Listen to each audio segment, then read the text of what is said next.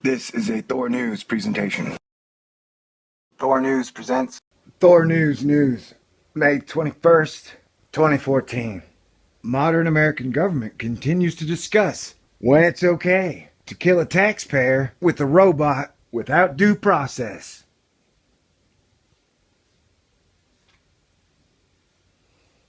Meat prices are up. And in weather news, Mother Nature continues to go through a volatile period, and that is expected to increase, perhaps even on exponential levels. There may be an El Nino rolling in. Now, I try to learn Spanish, but sabe un poco. That means I only know a little. I think it means, or I said I only know a little, or know a little only, or know only a little. Anyway, so it looks like weather's going to continue to get weirder. Russia and China agree to shake hands and make a lot of currency together. Sounds like a commingling agreement, commingling of monies, and I don't know if it'll be called the Ruinimimbi or the Renimooble. Man, you gotta love monetary policy jokes. Okay, the sun's transformation from star to metaphorical phoenix completes a metamorphosis transition into the next phase. Now, I'm no rocket scientist. I'm no dirt scientist. I'm just an art scientist, and that's not really a science, I guess. I mean, they don't... Wait, it's news. You can't just tangent. You're gonna lose people. Okay, yeah, sun's freaking out. What I don't understand is, if the sun is acting inexplicably, how can you know the sun is not having an effect on the climate? The sun is now octagonally wielding lightsabers, and it's making giant flying plasma space birds and dark matter turtles. That's cute, right?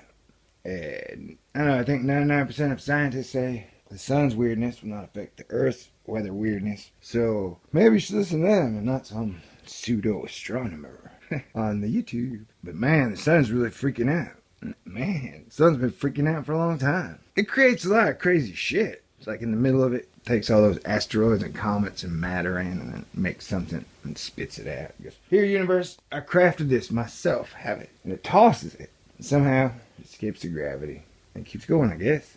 I don't know, man. I don't know how our solar system works. I don't know. Okay, and now for the educational 30 seconds, where we look back at fascinating American trivia. 2008, year of the big financial crisis. There's a giant contest by Doritos. It's like, hey, guess what flavor this is? And it turns out that flavor was Mountain Dew. Mountain Dew flavored Doritos. Man, it's weird. 2014 feels so Mountain Dew flavored Doritos.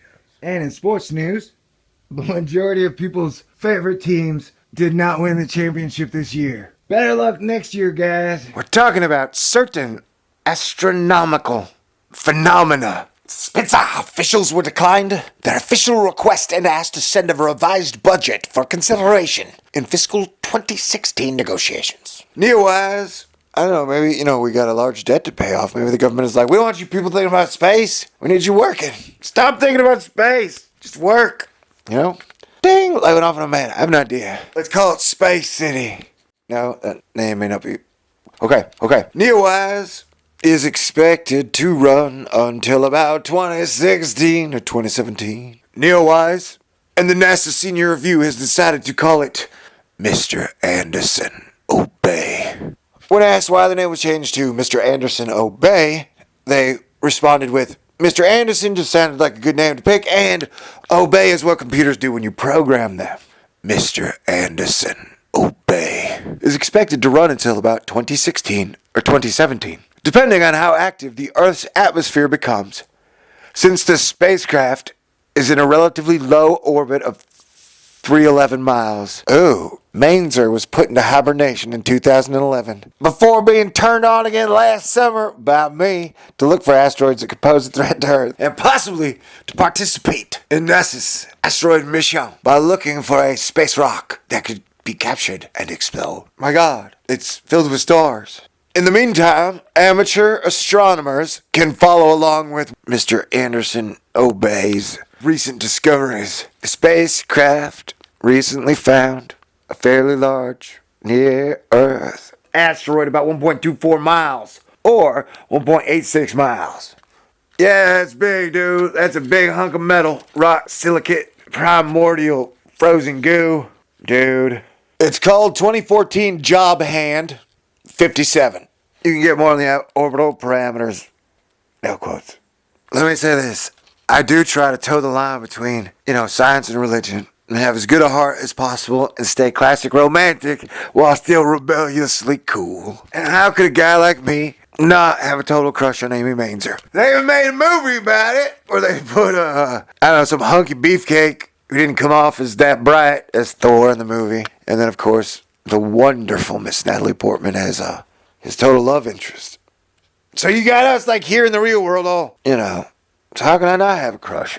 And, I guess since we're fighting Neo asteroids and Agent Smith, I guess we're kind of like Trinity and Neo if they never got to hang out and stuff. Talk about brown dwarfs and birds, fly. Da Vinci flying machines. How stupid time machine concepts are not twice circulified. Oh crap, guys, I think I got the brown dwarf division in trouble. I hope I'm not in trouble. I've been in trouble before. Whoa. Feeling happy hour, yeah. This is your mix. Congratulations. If the sun's activity increases molecule interactions in the atmosphere and expands it. Say what? I said define near the sun. I'm talking about certain astronomical phenomena. Do you understand me? This is your mix. Congratulations. Define near the sun for the spacecraft to carry out its mission, Mainzer said.